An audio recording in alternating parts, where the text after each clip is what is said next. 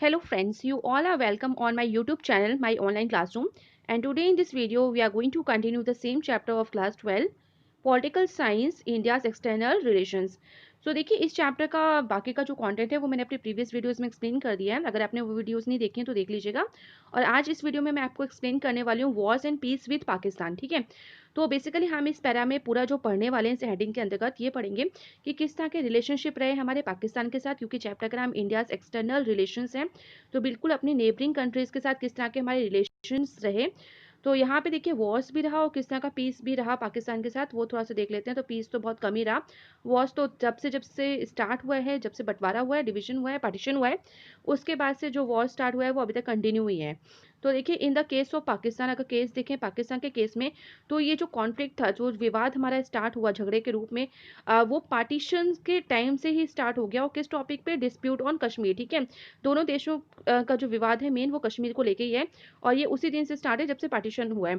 और आपने इसके बारे में काफ़ी कुछ जो है वो आप पढ़ेंगे चैप्टर 8 में। इसके बाद देखिए एक प्रॉक्सी वॉर जो था वो दोनों देशों के बीच में, यानी इंडिया और पाकिस्तान की आर्मी के बीच में, तो कश्मीर में ड्यूरिंग 1947 में ही स्टार्ट हो गया था। बट ये अभी एक जैसे वॉर की तरह तो ये टर्न नहीं हुआ उस टाइम के लिए 1947 में। बट दोनों देशों की आर्मी में जरूर ये वॉर हुआ था कश्मीर में ही। बट एक कह सकते हो आप लड़ाई हुई थी।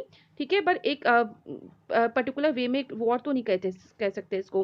तो द इशू वॉज, और इशू क्या था फिर? ये इशू जो था कश्मीर का वो रेफर हुआ यूएन में गया है, यूनाइटेड नेशंस में। और पाकिस्तान सून इमर्ज एज अ, और उसके बाद देखिए पाकिस्तान जो है एक क्रिटिकल फैक्टर के रूप में उभर के आया। किसके रिलेशंस में? इंडिया के जो रिलेशंस बने यूएस के साथ और सब्सिक्वेंटली चाइना के साथ। तो कहीं ना कहीं प्रॉब्लमेटिक जरूर रहा पाकिस्तान। और देखिए कश्मीर जो सेकंड पैरा में है कि Kashmir conflict did not prevent cooperation between the governments of India and Pakistan. ठीक है, जो कश्मीर का जो कॉन्फ्लिक्ट था, जो विवाद था, वो कभी भी एक कॉपरेशन का मुद्दा नहीं बना government of India and Pakistan. ठीक है, both the governments work together to restore the women abducted during partition to their original families। कि कश्मीर के मुद्दे को छोड़ के बाकी और मुद्दों पे भी थोड़ी बहुत बातें हुई और थोड़ा बहुत कॉपरेशन सहयोग नजर आया। जैसे कि वीमेन जो उस टाइम उनका अपहरण कर लिया गया था पार्टीशन के दौरान, तो उनको वापस उनके ओरिजिनल फैमिलीज में लौटाया गया। As a long term dispute के रूप में देखा जाए तो शेयरिंग ऑफ जो रिवर वाटर्स की जो प्रॉब्लम थी उसको भी मीडिएट किया, यानी उस विवाद को सुलझाया वर्ल्ड बैंक ने। और जो Indus India Pakistan Indus water treaty इसके अंतर्गत साइन की गई, किसके बीच में? नेहरू और जनरल अयूब खान के बीच में इन 1960। और उसके अकॉर्डिंग जो था कि इंडस रिवर का जो पानी है वो शेयर किया जाता है दोनों देशों के बीच में। तो इसी को बोलते हैं इंडस वाटर ट्रीटी। और डिस्पाइट ऑल एप्स, और इसके बावजूद भी जो काफ़ी ऊपर नीचे जो भी माहौल रहा इंडिया और पाकिस्तान के रिलेशंस में, उस इस ट्रीटी चाहे कैसे भी माहौल रहा हो, पर इस ट्रीटी अभी भी अच्छे से काम कर रही है। अच्छा, थर्ड पैरा में देखिए क्या दिया हुआ है कि एक मोर सीरियस जो armed conflict between two countries begin in 1965। एक बहुत बड़ा जो आर्म्ड कॉन्फ्लिक्ट जो रहा स्टार्ट हुआ इंडिया और पाकिस्तान के बीच में, दोनों कंट्रीज के बीच में, वो स्टार्ट हुआ 1965 में। ठीक है, as you read in the next chapter, आप नेक्स्ट चैप्टर में इसके बारे में पढ़ोगे। बाई देन लाल बहादुर शास्त्री है टेकन, तो ये इसके बाद लाल बहादुर शास्त्री इंडिया के प्राइम मिनिस्टर बन चुके थे। और इन अप्रैल 1965 में पाकिस्तान ने लॉन्च किया एक आर्म अटैक। कहाँ पे? Run of Kutch area of Gujarat में पाकिस्तान ने लॉन्च कर दिया एक आर्म्ड अटैक्स। और इसके बाद देखिए दिस वाज फॉलोड बाई, और उसके बाद इसने ऑफेंसिव रूप से लड़ाई स्टार्ट की जम्मू एंड कश्मीर में इन अगस्त और सितंबर के मंथ में। पाकिस्तानी रूलर्स को होप थी कि उनको वहाँ का, यानी कश्मीर के जो लोकल पॉपुलेशन है उनका सहयोग मिलेगा इस लड़ाई में। बट ऐसा कुछ नहीं हुआ। और इसके बाद देखिए in order to ease the pressure on the Kashmir front, कि कश्मीर के फ्रंट पे इस पाकिस्तानी सेना को रोकने के लिए शास्त्री जी ने ऑर्डर दिया इंडियन सोल्जर्स को कि वो लॉन्च करें एक काउंटर ऑफेंसिव। मतलब बदले में जवाब देने के लिए उन्होंने सेना को भेजा। कहाँ से भेजा? पंजाब बॉर्डर से। ठीक है, लड़ने के लिए। और इन अ फेयर्स बैटल, जो इस तरह की जो लड़ाई हुई, एक भयंकर रूप में जो लड़ाई हुई, उसमें इंडिया आर्मी जो थी वो लाहौर तक के पास पहुंच गई थी। The hostilities came to an end, इस तरह की जो लड़ाई थी, हॉस्टिलिटीज मतलब जो लड़ाई थी वो एंड हुई, खत्म हुई। और उसके बाद देखिए कैसे खत्म हुई? विद द यूएन इंटरवेंशन, यानी यूएन को इंटरवेन करना पड़ा, यानी इंटरफेरेंस करना पड़ा। और लेटर इंडियन प्राइम मिनिस्टर जो लाल बहादुर शास्त्री थे और पाकिस्तान जनरल अयूब खान थे, उन्होंने एक ताशकंद एग्रीमेंट को साइन किया और brocade by the Soviet union. इस ताशकंद एग्रीमेंट को किसने नेगोशिएट किया? ब्रोकेड मतलब होता है कि अरेंज किया या नेगोशिएट किया, ये किसने करवाया? ये करवाया सोवियत यूनियन ने। और कब करवाया? इन जनवरी 1966 में। दो India could inflict considerable military loss on Pakistan, इसके यहाँ पे पाकिस्तान को बहुत क्षति पहुंचाई इंडिया ने, उसकी मिलिट्री लॉस बहुत हुआ पाकिस्तान को। बट उसके साथ ही देखिए 1965 का जो वॉर था, उससे इंडिया की भी पहले भी इकोनॉमिक सिचुएशन इतनी स्ट्रांग नहीं थी और इस वॉर के बाद भी काफ़ी थोड़ी बहुत जो दिक्कतें थी वो भी और ज़्यादा इकोनॉमिक सिचुएशन को फेस करनी पड़ी, यानी इकोनॉमिक सिचुएशन और दिन पे दिन और भी गिरती गई। ठीक है, इसके बाद देखिए बांग्लादेश वॉर 1971 है। देखिए बांग्लादेश वॉर 1971 में क्या हुआ था, तो ये बिगनिंग हुई थी इन 1970 में, जब Pakistan faced it's biggest internal crisis. और ये वो टाइम था जब पाकिस्तान में काफ़ी उसको फेस करना पड़ा अपने खुद की कंट्री के अंदर एक इंटरनल क्राइसिस। और क्या क्राइसिस था कि जो कंट्री का जो फर्स्ट जनरल इलेक्शन हुआ था उसमें एक स्पिल्ट हो गया था। ठीक है, स्पिल्ट वर्डिक्ट हो गया था। स्पिल्ट वर्डिक्ट मतलब जब कोई निर्णय लेने जाते हैं तो उसमें हो सकता है कि सहमति नहीं मिलती, हर किसी की अपनी अपनी थिंकिंग होती है, उस हिसाब से जो डिसीजन लेने में बहुत दिक्कतें होती हैं, स्पिल्ट हो जाते हैं, तो दरारें पड़ जाती हैं डिसीजंस में। ठीक है, वर्डिक्ट मतलब होता है निर्णय लेना और इसमें स्पिल्ट मतलब कि दरारें पड़ जाना, टकराव हो जाना। तो ये टकराव क्या था? जुल्फिकर अली भुट्टो भुट्टो की जो पार्टी थी वो इमर्ज हुई थी विनर इन वेस्ट पाकिस्तान, यानी जो आज का पाकिस्तान है वहां पे ये विनर बनी थी, ये पॉलिटिकल पार्टी। और इसके अलावा देखिए जो दूसरा था, while the Awami League led by Sheikh Mujib ur Rahman. ठीक है, ये जो था ये कहाँ पे जीते थे? ये जीते थे ईस्ट पाकिस्तान में, यानी उस टाइम का जो आज बांग्लादेश है उस टाइम इसको ईस्ट पाकिस्तान के नाम से जाना जाता था। तो यही प्रॉब्लम हो गई थी कि पाकिस्तान में जो आज ओरिजिनल पाकिस्तान जिसको जाना जाता है वहाँ पे जुल्फिकर अली भुट्टो की पार्टी जीती थी और ईस्ट पाकिस्तान में जो था वो देखिए दूसरी पॉलिटिकल पार्टी यानी अवामी लीग जो उसको लेड कर रहे थे शेख मुजीब उर रहमान, वो जीते थे ईस्ट पाकिस्तान यानी बांग्लादेश में। तो यहाँ की जो बंगाली पॉपुलेशन थी जो ईस्ट पाकिस्तान की यानी बांग्लादेश की, उन्होंने इस पॉलिटिकल पार्टी को वोट दिया था। किसके क्यों दिया था? Against years of being treated, क्योंकि उनको वहाँ पे एक सेकंड क्लास सिटीजन्स की तरह बाय द रूलर्स जो यहाँ पे राज कर रहे थे उनको वो इन बंगाली जो थे बंगाली पॉपुलेशन उनको सेकंड सिटीजन्स की तरह ट्रीट करती थी, फर्स्ट सिटीजन्स की तरह ट्रीट नहीं करती थी। ठीक है, बेस्ड इन वेस्ट पाकिस्तान, जिस तरह से वेस्ट पाकिस्तान में होता था। तो इस वजह से क्या हुआ, यहाँ के पॉपुलेशन ने बंगाली पॉपुलेशन इस पॉलिटिकल पार्टी को वोट दिया और ये जीती भी। तो द पाकिस्तान रूलर्स जो थे वो इसको एक्सेप्ट करने से इनकार कर रहे थे। ठीक है, इस डेमोक्रेटिक वर्डिक्ट में निर्णय लेने से वो मना कर रहे थे। Nor were they ready to accept the Awami League's demand for a federation. इसके साथ ही वो इस चीज के लिए भी मना कर रहे थे कि वो हम बिल्कुल एक्सेप्ट नहीं करेंगे अवामी लीग को जो कि पाकिस्तान जो कि बांग्लादेश में जीती थी, जो शेख मुजीब उर रहमान की पॉलिटिकल पार्टी जो जीती थी उसको वो मना कर रहे थे कि हम आपको एक्सेप्ट नहीं करेंगे और आपको जो आपकी डिमांड है फेडरेशन बनाने की, एक नेशन बनाने की, उसको भी हम एक्सेप्ट नहीं कर रहे हैं। तो इंस्टेड फिर देखिए नेक्स्ट पैरा में क्या है, इंस्टेड इन अर्ली 1971। तो अर्ली 1971 में क्या हुआ, जो पाकिस्तानी आर्मी थी उसने अरेस्ट कर लिया शेख मुजीब एंड उसके बाद अनलिस्ड अ रेज of terror on the people of East Pakistan. इसके साथ ही जो ईस्ट पाकिस्तान के लोग हैं यानी बांग्लादेश के जो लोग हैं उन पे भी एक टेरर की भावना मतलब पूरा आतंकवाद फैलाने की, वहाँ उनको डराने की पूरी कोशिश की गई। अनलिस्ट मतलब होता है कि किस तरह से वहाँ पे एक रिलीज कर दिया गया कि पूरे के पूरे लोगों को एक डर के माहौल में रखा जाए। फिर इसके बाद देखिए क्या हुआ इन रिस्पॉन्स टू दिस। ठीक है, इसके बदले में क्या हुआ, द पीपल स्टार्टेड, जो लोग थे वहाँ के बांग्लादेश के, वो भी आपको पता है कि ऐसा तो नहीं कि आपको कोई डरा रहा है, आप पे कोई मारपीट कर रहा है, आपको मारा पीटे जा रहा है तो आप चुप रहोगे। तो इसके अगेंस्ट में क्या क्या जो बांग्लादेश के जो लोग थे, पीपल थे, वो भी स्ट्रगल उन्होंने स्टार्ट कर दिया। और क्या स्ट्रगल था उनका कि उन्हें लिबरेट करना है बांग्लादेश को फ्रॉम पाकिस्तान की। इससे पहले जो बांग्लादेश जो था वो ईस्ट पाकिस्तान के नाम से जाना जाता था, तो अब वो एक नेशन की तरह चाहते थे इसको, बांग्लादेश को आजाद कराना चाहते थे पाकिस्तान से।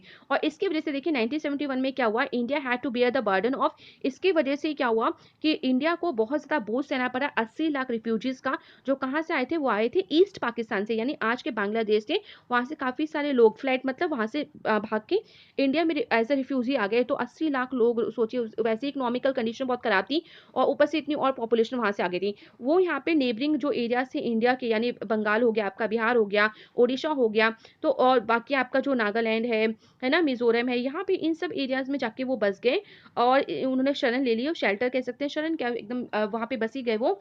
और India extended moral and material support to the freedom struggle in Bangladesh. इसके साथ ही जो इंडिया ने एक्सटेंड किया अपने मॉरल और मटेरियल सपोर्ट जो था इस फ्रीडम स्ट्रगल इन बांग्लादेश, यानी बांग्लादेश को पूरा सपोर्ट करने लगा।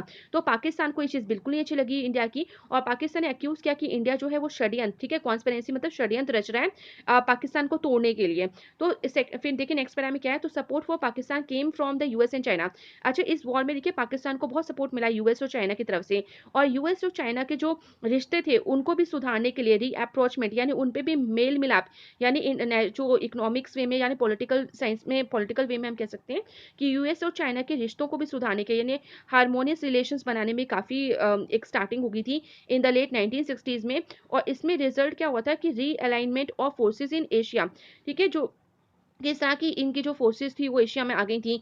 हेनरी किसिंजर जो एडवाइजर थे यूएस प्रेसिडेंट के, रिचर्ड निक्सन के, ठीक है, उन्होंने भी एक सीक्रेट विजिट की थी चाइना की, और कहाँ से की थी, पहले पाकिस्तान में आए और पाकिस्तान से होते हुए वो चाइना में भी विजिट किया उन्होंने, इन जुलाई 1971 की ये बात है। तो आप समझ सकते हैं किस तरह से इन दोनों के रिश्ते बेहतर होते गए, और इन दोनों के जब रिश्ते यानी यूएस और चाइना के रिश्ते बेहतर हुए तो उन्होंने पाकिस्तान को किस तरह से सपोर्ट भी किया। फिर देखिए in order to counter the US Pakistan China axis, कि आप देख सकते हैं कि तीनों के तीनों एक साथ हो गए थे, तो इंडिया साइंड, तो इंडिया ने क्या किया इसके अगेंस्ट, इंडिया ने भी 20 साल की एक treaty of peace and friendship किसके साथ साइन की, ये ट्रीटी साइन की सोवियत यूनियन के साथ अगस्त 1971। देखिए हर एक लाइन बहुत इंपॉर्टेंट है, तो ध्यान से सुनिए और ध्यान से इसको आप याद भी रखिएगा, क्योंकि ये सारी चीजें जो है 1 मार्क के क्वेश्चंस में भी आपसे पूछी जा सकती हैं बहुत डीप में, और आपको जब भी आपसे लॉन्ग आंसर्स आएगा तो आपको बिल्कुल ये सब चीजें पता होनी चाहिए, तभी आप आंसर को लिख पाएंगे।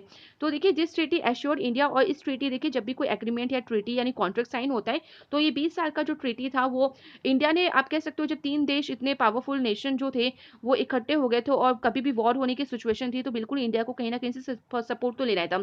तो इस वजह से आप कह सकते हो मजबूरी में या किसी भी वजह से 20 ईयर का एक treaty of peace and friendship जो थी वो सोवियत यूनियन के साथ साइन की इंडिया ने अगस्त 1971 में। और इस ट्रीटी के अंतर्गत क्या शर्तें थी, इस ट्रीटी के अंतर्गत एक चीज एश्योर हो गई इंडिया को कि अगर कभी वॉर होता है आगे तो सोवियत जो है यूनियन वो इंडिया को सपोर्ट करेगा, ठीक है, इन अटैक्स के खिलाफ। इसके बाद देखिए नेक्स्ट पैरा में क्या है कि after months of diplomatic tension और मिलिट्री जिस तरह से बिल्डअप होता गया था, एक फुल स्केल वॉर बिटवीन शुरू हो गया इंडिया और पाकिस्तान के बीच में किस मंथ में, दिसंबर 1971 में। और जब ये वॉर स्टार्ट हो गया तो देखिए पाकिस्तानी एयरक्राफ्ट ने क्या किया, पाकिस्तानी एयरक्राफ्ट ने अटैक किया पंजाब राजस्थान का एरियाज में, और इसके अलावा जो जम्मू और कश्मीर में उनकी आर्मी वहां पे मूव करने लगी, ठीक है, उन पूरे पूरे फ्रंट पे। और इंडिया रिटेलेटेड, इसके बाद देखिए इंडिया ने प्रतिशोध, रिटेलेटेड मतलब होता है कि प्रतिशोध लेना, तो इंडिया ने किस तरह से प्रतिशोध लिया, उसने भी एक अटैक जो था इन्वॉल्विंग द एयरफोर्स, एयरफोर्स को भी इंक्लूड किया अपने अटैक में, नेवी को भी इंक्लूड किया और आर्मी को भी इंक्लूड किया, और कहाँ पे किया, वेस्टर्न और ईस्टर्न फ्रंट में। इसके साथ ही देखिए welcomed and supported by the local population, India को वहाँ की जो आज बांग्लादेश है वहाँ पे काफ़ी इंडिया को जो था लोकल पॉपुलेशन का सपोर्ट मिला, और the Indian army made rapid progress in east Pakistan, और इंडियन आर्मी ने काफ़ी अच्छी प्रोग्रेस करी ईस्ट पाकिस्तान में जो कि आपका बांग्लादेश है। और विद इन 10 डेज के अंदर ही जो इंडियन आर्मी थी उसने ढाका को पूरे अच्छे से कवर कर लिया, सराउंडेड कर लिया, और 3 साइड से इसको सराउंडेड कर लिया। इसके बाद देखिए जो पाकिस्तानी आर्मी थी उसके 90,000 जो सैनिक थे वो उन्होंने सरेंडर कर दिया, और फिर with Bangladesh as a free country, और उसके साथ ही बांग्लादेश जो है वो एक फ्री कंट्री की तरह घोषित हो गया। इंडिया ने भी डिक्लेयर कर दिया यूनिलेटरल सीज फायर, कि युद्ध को रोक दिया और युद्ध विराम लगा दिया, ठीक है, सीज फायर यूनिलेटरल अपने आप से अकेले ही डिक्लेयर कर दिया, एक सीज फायर युद्ध विराम कर दिया। और later the signing of the Shimla, और इसके बाद एक एग्रीमेंट साइन हुआ जिसे शिमला एग्रीमेंट के नाम से जाना जाता है, किसके बीच में, इंदिरा गांधी और जुल्फिकर अली भुट्टो के बीच में, ठीक है। और कब हुआ ये, 3 जुलाई 1972 को formalise the return of peace, और इससे उन्होंने एक चीज तय करी कि आगे चल के शांति भरा माहौल बरकरार है। फिर नेक्स्ट पैरा में देखिए क्या है, तो एक डेसिसिव जो विक्ट्री थी इस वॉर में लेड टू नेशनल जुबिलिएशन, ठीक है, एक बहुत ही डेसिसिव विक्ट्री हुई जिसकी वजह से नेशनल जुबिलिएशन मतलब हर एक नेशन में एक उत्साह का माहौल, उल्लासित हुए लोग। Most people in India saw this as an, जो इंडिया के बहुत सारे लोगों ने इस पूरे मूवमेंट को एक ग्लोरी और एक क्लियर साइन लिया इंडिया की growing military progress, pause it means कौशल, जो इंडिया का जो कौशल है वो किस तरह से बढ़ता गया। तो इस तरह से इन्होंने समझ लिया कि इंडिया की मिलिट्री आगे चल के बहुत अच्छा करेगी, ग्रो करेगी, और हो भी गया है काफ़ी कुछ। तो as you would read in the next chapter, as आप नेक्स्ट चैप्टर में पढ़ोगे, Indira Gandhi was a prime minister at this time, और इसके बाद आप इस चैप्टर में पढ़ोगे कि इंदिरा गांधी जो थी वो इस टाइम प्राइम मिनिस्टर थी इंडिया की, और she had already won the Lok Sabha election, और उन्होंने जो लोकसभा इलेक्शन जो थे 1971 के जीत ही लिए थे, और हर पर्सनल पॉपुलरिटी जो थी, ठीक है, सो और मतलब बहुत बढ़ गई थी उसकी, क्योंकि इस वॉर में जब जीत हो गई थी तो इससे उसकी उनकी जो पॉपुलैरिटी थी वो भी काफ़ी बढ़ गई थी। इसके बाद देखिए थोड़ा सा फास्ट फॉरवर्ड में कारगिल कॉन्फ्रंटेशन का कॉन्सेप्ट दिया हुआ है कि अर्ली पार्ट जो था 1999 का, सेवरल पॉइंट्स जो थे इंडियन साइड में, जो एलओसी के in the Mushkoh, Dras, Kaksar and Batalik, in areas में जो था वो ऑक्यूपाई कर लिया था पाकिस्तान के द्वारा। जो वहाँ के कुछ मुहाजिदीन जो उन्हें बोलते हैं, उन्होंने इंडिया के जो इलाके थे, कश्मीर में जो इलाके थे, उन पे कब्जा कर लिया था। और सस्पेक्टिंग ये भी हमें पूरा शक था, मतलब इंडिया को तो ये लग ही रहा था कि ये जो पूरा करवाया ये किसने कराया है, उसके जो मुजाहिदीन हैं, इन्होंने जो कब्जे किए एरिया, ये बिल्कुल इनका जो लिंक है वो पाकिस्तान आर्मी के साथ ही है। और इस वजह से इंडिया फोर्सेस फिर स्टार्ट हो गया कि उन्होंने जो ये ऑक्यूपेशन किया है उसके खिलाफ वो लड़ाई लड़ें और ये सारे एरियाज फिर से रिलीज करें। तो this led to a confrontation, और फिर से इन दोनों देशों के बीच जंग, जो युद्ध था, जो जंग थी, एक जंग वो शुरू हो गई। और इसी जो कॉन्फ्लिक्ट को कहते हैं, इस लड़ाई को कहते हैं कारगिल, ठीक है। This conflict went on during May and June, ये पूरी लड़ाई जो थी वो मई और जून में 1999 में चली। और बाई 26 जुलाई 1999 इंडिया है रिकवर्ड, और इंडिया ने रिकवर कर लिए जो भी कंट्रोल किए थे, जो भी ये एरियाज, उनको उनमें से काफ़ी ज़्यादा जो थे control of many of the loss point, जो पहले ये सारे पॉइंट्स उनके कब्जे में नहीं थे तो इंडिया के कब्जे में सारे पॉइंट्स वापस आ गए। और कारगिल जो कॉन्फ्लिक्ट था ड्रू अटेंशन वर्ल्ड वाइड, ठीक है, कारगिल को ये जो लड़ाई चली थी उसमें को वर्ल्ड वाइड अटेंशन भी मिली, हर दुनिया में हर कोई इसके बारे में जानता है। और only 1 year prior to that both India and Pakistan had attain nuclear capability, और इसके एक साल बाद भी ऐसा भी हुआ कि इंडिया और पाकिस्तान दोनों ने न्यूक्लियर कैपेबिलिटी भी पहले से ही मतलब इनके यहाँ पे न्यूक्लियर कैपेबिलिटी भी आ चुकी थी। However this conflict remain confined only to the Kargil region, और ये जो कॉन्फ्लिक्ट हुआ था सिर्फ ये कहाँ तक सीमित रहा, ये सिर्फ कारगिल रीजन ही तक सीमित रहा। और in Pakistan this conflict has been the source of a major controversy as it was alleged that the prime minister of Pakistan was kept in the dark by the army chief. अच्छा, पाकिस्तान में ये भी था, ये एक कॉन्फ्लिक्ट भी बन के आया, मुद्दा की कंट्रोवर्सी का मुद्दा बन के आया कि जो प्राइम मिनिस्टर थे पाकिस्तान के उस टाइम पे, तो उनको आर्मी चीफ ने बिल्कुल इस चीज़ की इन्फॉर्मेशन नहीं दी थी कि कारगिल के साथ कारगिल में किस तरह से इंडिया के साथ ये लड़ाई हुई। तो सून आफ्टर द कॉन्फ्लिक्ट, जिस तरह से जो पूरा कॉन्फ्लिक्ट विवाद चला, तो गवर्नमेंट जो थी पाकिस्तान की उसको हटा के पाकिस्तान आर्मी जो लेड कर रहा था, जिसके द्वारा आर्मी चीफ के द्वारा जनरल परवेज मुशर्रफ यहाँ पे क्या बन गए, यहाँ पे उन्होंने एज अ प्राइम मिनिस्टर इसको पूरा का पूरा होल्ड कर लिया, ठीक है, पाकिस्तान को। मतलब पहले वो जनरल थे आर्मी के, और फिर वहाँ की जो खुद की जो ओरिजिनल सरकार थी उसको गिरा के वो वहाँ पे बन गए थे। फिर इसके बाद देखिए फर्दर आफ्टर द 1971 के इस वॉर के बाद, after the war assembly elections in most state took place, India में इलेक्शंस भी हुए, असेंबली इलेक्शंस हुए मोस्ट ऑफ द स्टेट्स में, और वहाँ पे कांग्रेस पार्टी को काफ़ी ज़्यादा मेजोरिटी मिली मैनी स्टेट्स में। इसके बाद देखिए लास्ट पैरा में क्या दिया हुआ है कि India with its limited resources had initiated development planning. देखिए इंडिया के पास अपने खुद के लिमिटेड रिसोर्सेज थे और उसके साथ ही उसको डेवलपमेंट प्लानिंग के बारे में सोचना था। जो प्लान डेवलपमेंट हमने चैप्टर पढ़ा था उसमें किस तरह से उसको सोचना था। तो इससे से रिलेटेड देखिए, और साथ ही कॉन्फ्लिक्ट्स भी थे नेबर्स के साथ, जो काफ़ी ड्रेल्ड होते जा रहे थे, कि पटरी से धीरे धीरे उतर ही रहे थे कि जितना अच्छा रिलेशनशिप करो उतने ही वो खराब भी हो रहे थे। तो 5 ईयर प्लान्स जो थे वो इंट्रोड्यूस किए गए, और the scarce resources were diverted to the defence sector specially after 1962, और काफ़ी सारे जो रिसोर्सेज थे वो बिल्कुल डाइवर्ट करे कि डिफेंस सेक्टर को भी प्रोवाइड किया जाए, उसको ज़्यादा स्ट्रॉन्ग किया जाए आफ्टर 1962, ये भी समझ गए थे Indians. As India had to embark on a military modernisation drive, क्योंकि इंडिया को ये समझ में आ गया था कि इस तरह के वॉर होने के आगे भी चांसेस हैं, तो थोड़े मिलिट्री मॉडर्नाइजेशन करना बहुत जरूरी है, मिलिट्री को वेपन्स इक्विपमेंट्स देना बहुत जरूरी है। इसके साथ ही देखिए the department of defence production वो स्टैब्लिश इन नवंबर, और इसके साथ ही इस बात को सोचते हुए डिपार्टमेंट ऑफ डिफेंस प्रोडक्शन, ठीक है, उसको स्टैब्लिश किया नवंबर 1962 में, और department of defence supplies in November 1965 में। इंडिया डिपार्टमेंट्स इंपॉर्टेंट डिपार्टमेंट्स आप देख सकते हो जो डिफेंस से रिलेटेड है। तो इस तरह के डिपार्टमेंट्स को सेटअप किया गया। और जो थर्ड प्लान था 1961 से लेकर 66 का was affected and it was followed by 3 annual plan, ठीक है, वो अफेक्टेड रहा और उसने 3 एनुअल प्लान जो थे वो उसको फॉलो किया। और इसके बाद देखिए एंड द फोर्थ प्लान जो आया could be initiated only in 1969, और जो फोर्थ प्लान आया वो आया 1969 में। और यहाँ पे इंडिया का जो डिफेंस एक्सपेंडिचर था वो दिन पे दिन बहुत ज़्यादा इंक्रीज हो गया था आफ्टर द वॉर्स, और रिक्वायरमेंट भी थी कि इंक्रीज होना भी चाहिए। और आज के भी टाइम आप देख रहे हैं करंट में भी तो बहुत ज़रूरी है कि अपने पहले बॉर्डर्स को सिक्योर किया जाए, और बॉर्डर्स तभी सिक्योर हो सकेंगे जब हमारी मिलिट्री जो हमारी आर्मी है वो ज़्यादा से ज़्यादा स्ट्रॉन्ग हो। तो आई होप यहाँ तक आपको क्लियर हो गया होगा। और देखिए फिर हम लोग नेक्स्ट स्टार्ट करें इंडिया न्यूक्लियर पॉलिसी। अब देखिए इंडियाज न्यूक्लियर पॉलिसी, तो देखिए एक जो खास बात यहाँ पे हुई थी, खास विकास की जो बात हुई थी इस पीरियड की, वो ये थी कि फर्स्ट न्यूक्लियर एक्सप्लोजन किया था इंडिया ने इन मई 1974 में, यानी परमाणु विस्फोट।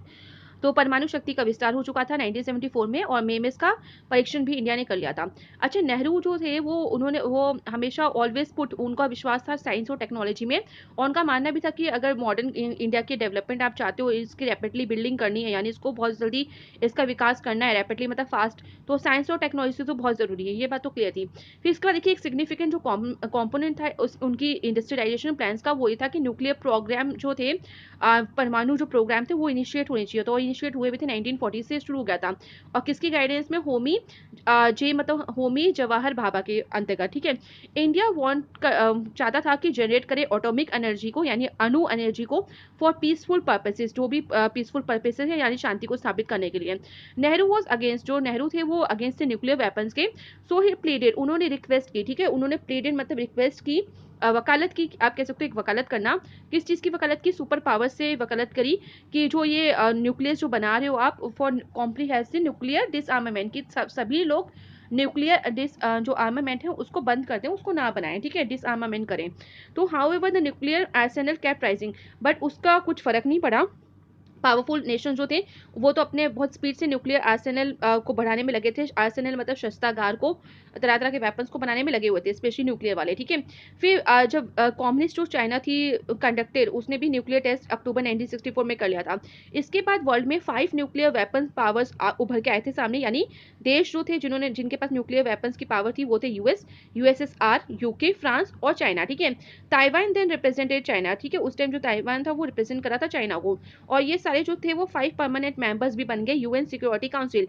तो देखिए किस तरह से ये पांचों के पांच जब इतने आप कह सकते हो कि एक गलत भी चीज़ थी, आपको मैं बाद में बताऊंगी, इस पैरा में ये चीज़ें लिखी गई हैं कि पहले तो अपना तो बना लिया, ठीक है, न्यूक्लियर वेपन्स को, और एक यूएन सिक्योरिटी काउंसिल के परमानेंट मेंबर्स भी इसी बात को लेकर, इसी बेस पे बन गए कि इनके पास न्यूक्लियर पावर्स हैं, तो वहाँ के परमानेंट मेंबर्स ये बन गए यूएन सिक्योरिटी काउंसिल के। और इन्होंने ट्राइड किया इम्पोज करना the nuclear non proliferation treaty NPT of 1968 on the rest of the world.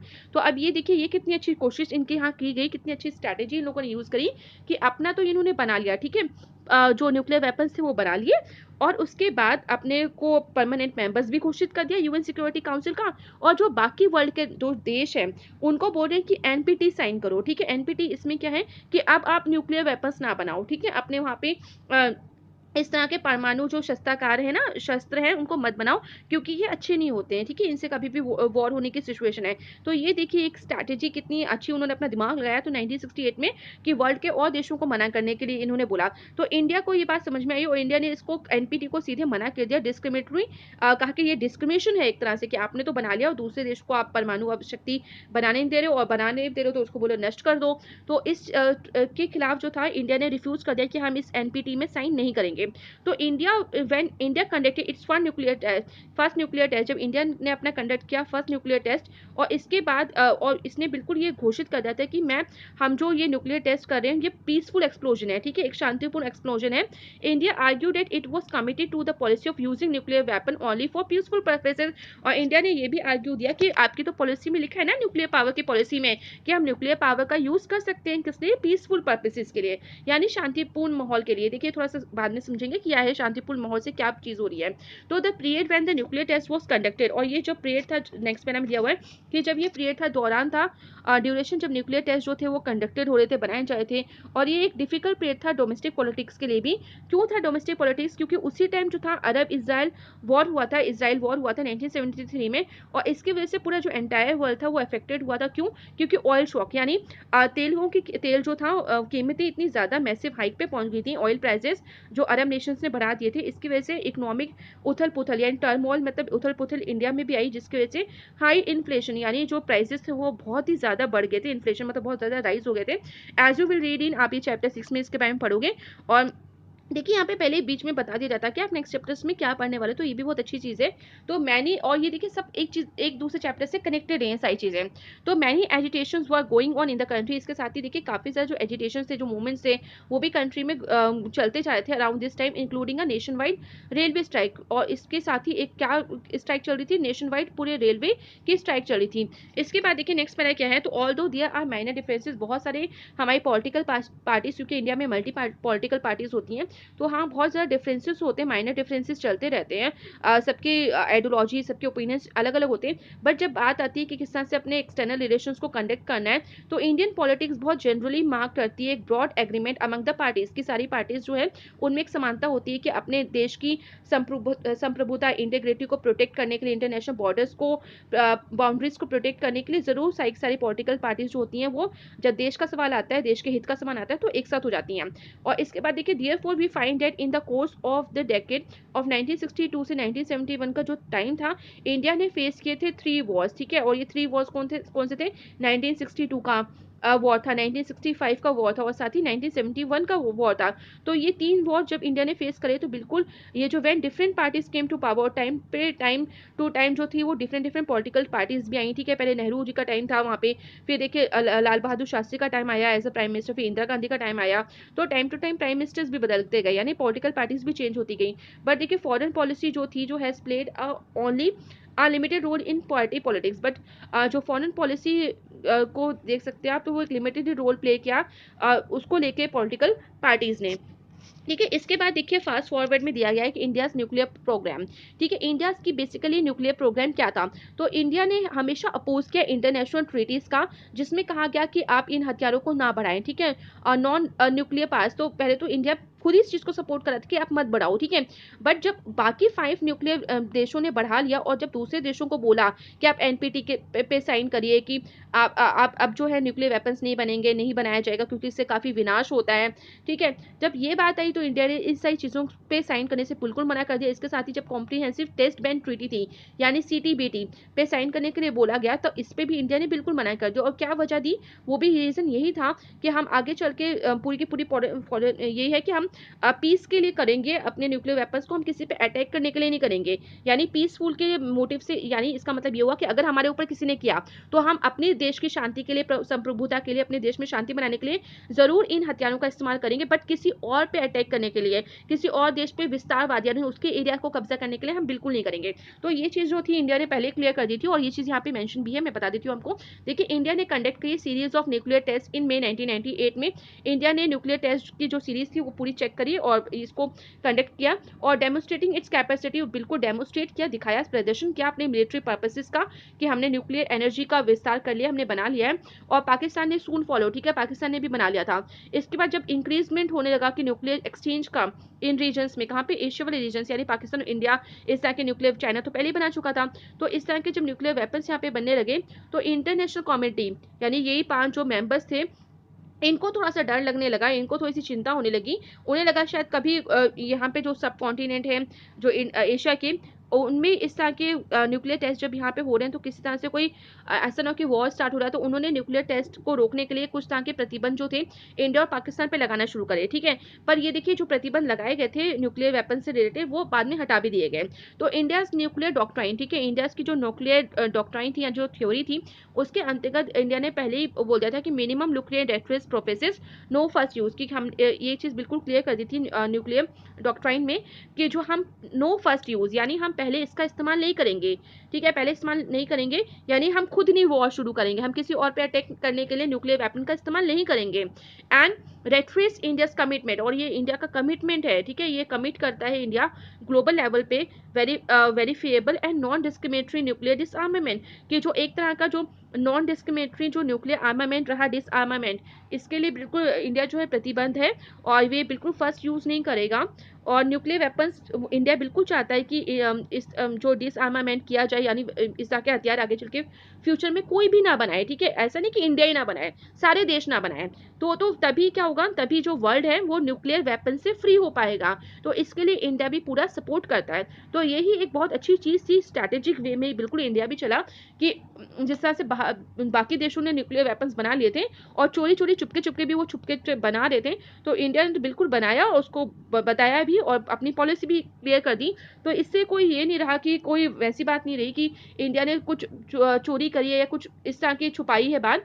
उसने बिल्कुल अपनी जो भी पॉलिसी थी क्लियर रखी थी और बिल्कुल बता भी देना चाहिए कि हाँ, हम इसको फर्स्ट यूज़ नहीं करेंगे, बट जो पीस मेंटेनिंग के लिए अगर हमें बोला जाएगा, हमें अगर कोई प्रोवोक करेगा, हमारे ऊपर कोई अटैक करेगा, तो बिल्कुल हम उसका जवाब देने के लिए तैयार हैं। और अगर ये चीज़ बोली जा रही है कि न्यूक्लियर वेपन्स इंडिया ने बनाए, तो बाकी देशों को ही बोलिए, जिन देशों के पास पहले से है पावरफुल जो परमानेंट मेंबर्स, इस बात को लेके वो परमानेंट मेंबर्स बन गए, तो वो पहले हटाएं इस सारी चीज़ों को, वो ना करें, ठीक है। तो ये चीज़ था, क्योंकि हमने बहुत बार ये भी देखा था कि न्यूक्लियर वेपन्स के होते से ही काफ़ी ज़्यादा कंट्रीज जो अपने आप को इतना पावरफुल मानने लगी थी कि खुद ही दूसरे कंट्रीज पर अटैक करती थी, और वो भी पता है सबको कि किस लिए अटैक करती थी, वहाँ पे जो भी नेचुरल रिसोर्सेज थे उन पे कब्जा करने के लिए वो अटैक करती थी। तो इंडिया ने तो इस बात के लिए तो बिल्कुल ये चीज़ तो क्लियर कर दी कि वो पहले नहीं इस्तेमाल करेगा, ठीक है।